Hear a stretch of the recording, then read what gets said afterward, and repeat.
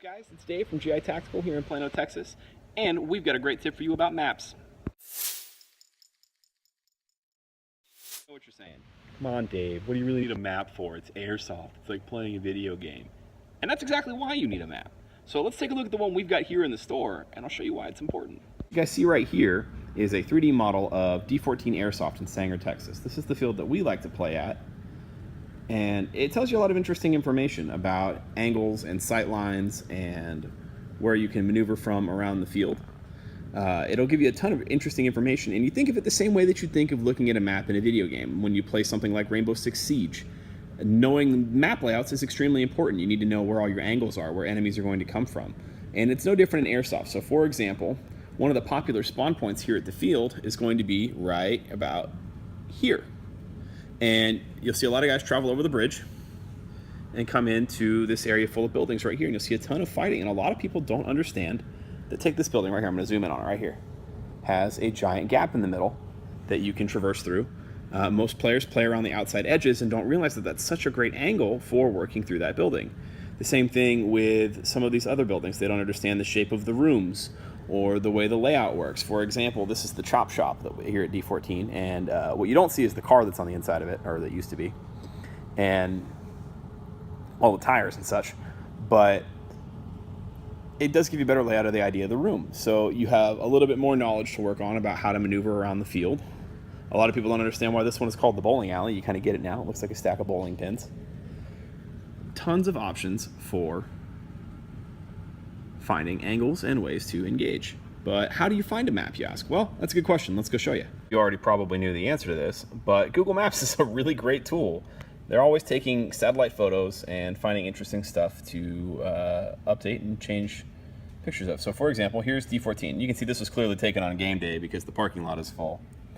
And it's a relatively recent picture. It's actually got a lot of the field updates on there.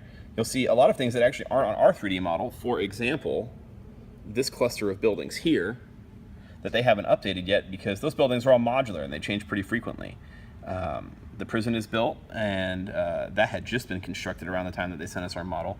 So there's tons of interesting information that you can look at on the field. If we zoom in really, really far, you can get a pretty good look at some of these buildings. So if we zoom in all the way here on the prison, for example, you can actually see the individual cross beams, how many rooms there are, things like that. We can slide up to the top here. You can see that the gray plane is here. So this isn't a super recent picture because it doesn't have all of the plane fuselage materials and some of the new stuff that's been constructed in this area. You can slide over here and see things like this. It's all a great tool for you to be able to find information about your local field. You may want to ask around at your field when you get there as well and see if they have any maps available. You can ask on, usually they have a Facebook page that you can check with for your local fields wherever you guys are at, and see if anybody's taken any drone photos. That's actually how we plan most of our games for like BB Wars and such that we do out at D14, is utilizing a really awesome drone photo that D14 had made by one of their local players.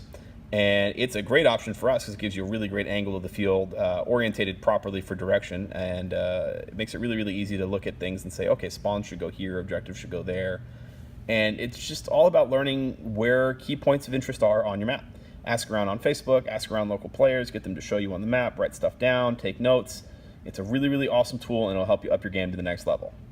There you have it, guys. Maps are a really awesome tool to use to be able to track down information about your field and figure out where you need to go once they blow the whistle for game on. Really easy to simple to find out. You can get information from local forums, Facebook groups, Google Earth.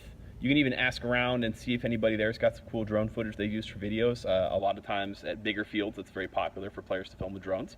That might be a good way to get some intel. We always recommend checking out YouTube videos as well from your field and see if anybody's got any clever hiding spots you may want to watch out for. Put all that information together. It's going to be a little overwhelming your first time, but after you've hit the field, it'll all start to make sense, and you'll say, oh, I've seen that here, I've seen that there. I saw a guy hiding in this spot, I should check that. And it's all going to come together, and you guys will have a great time. So there's a pro tip for you that a lot of people aren't going to think of. We'll see you guys next time.